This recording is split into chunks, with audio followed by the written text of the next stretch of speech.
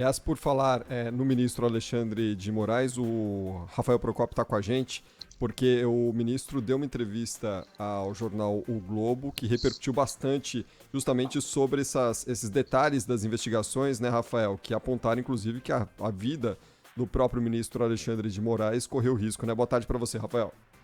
É isso, Cris. Boa tarde a você, boa tarde, Lana, boa tarde a todos que estão nos acompanhando. Uma das raras entrevistas aí do ministro do STF, Alexandre de Moraes. Fazia tempo que a gente não via uma entrevista assim, entrevistas no geral de ministro do STF, ainda mais do ministro Alexandre de Moraes.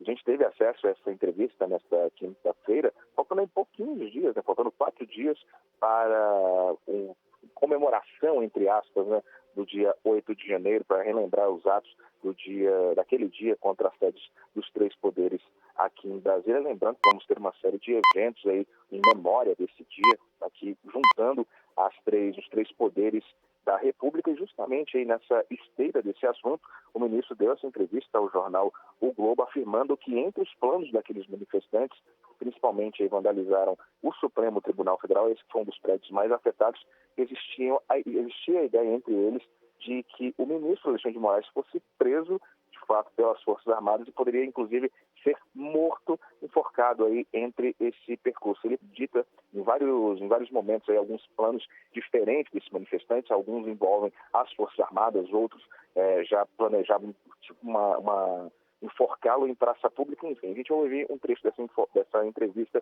com as falas do próprio ministro Alexandre de Moraes. Me prenderiam e levariam para Goiânia.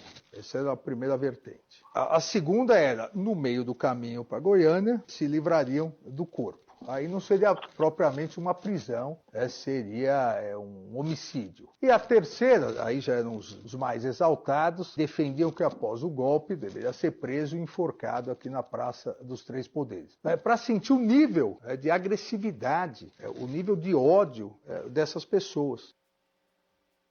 Pois é, pessoal, aí uma cena relatada pelo ministro Alexandre de Moraes de completa barbárie, que segundo as investigações apontam que estava pensado aí para um destino dele aqui na Praça dos Três Poderes no dia 8 de janeiro do ano passado. Agora a gente vai ouvir uma fala também, já que essa entrevista repercutiu bastante em todo o meio político, entre os 3 poderes.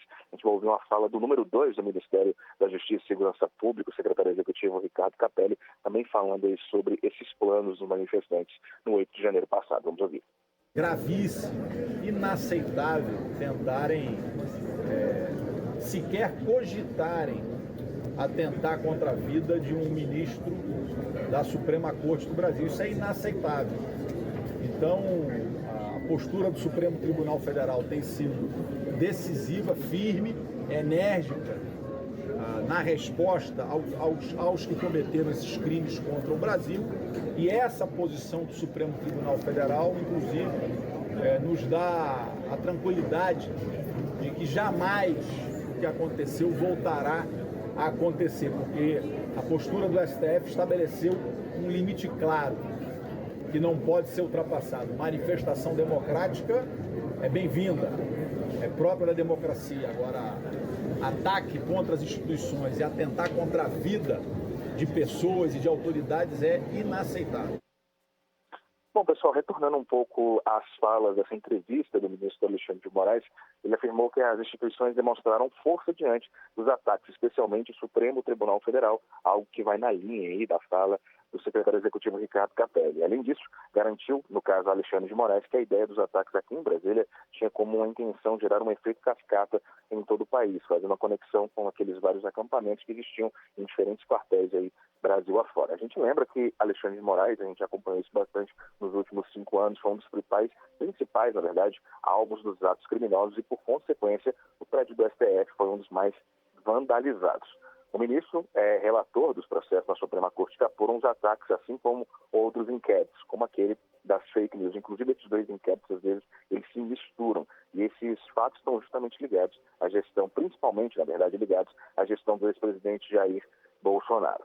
Agora, com alguns dados, inclusive, ressaltando o que a Luna estava falando agora há pouco, logo após os atos de 8 de janeiro de 2023, mais de 2.000 pessoas foram presas e 66 dessas mais de 2.000 continuam presas preventivamente até este momento. São 30 os condenados no caso, e o relator Alexandre de Moraes sugeriu a aplicação de penas aí de 17 anos a cada um por crimes como associação criminosa, abolição violenta do Estado Democrático de Direito e diversos outros crimes. Na verdade, são 5 crimes aí no geral que essas pessoas estão sendo condenadas, estão sendo julgadas. No entanto, as penas, é claro que varia de caso para caso, e elas têm variado entre 14 e 17 anos, além de pagamento de multa coletiva. E agora a gente vai se aproximando aí de um ano desse marco do dia 8 de janeiro. Inclusive, ressalto que na próxima segunda-feira teremos um evento integrando os 3 poderes da República, justamente para marcar essa confiança entre as instituições e o fortalecimento após aqueles atos contra a sede dos 3 poderes, pessoal. Rafael Procópio conosco de Brasília. Valeu, Rafael. Bom trabalho para você por aí. Valeu, pessoal. Abraço. Valeu.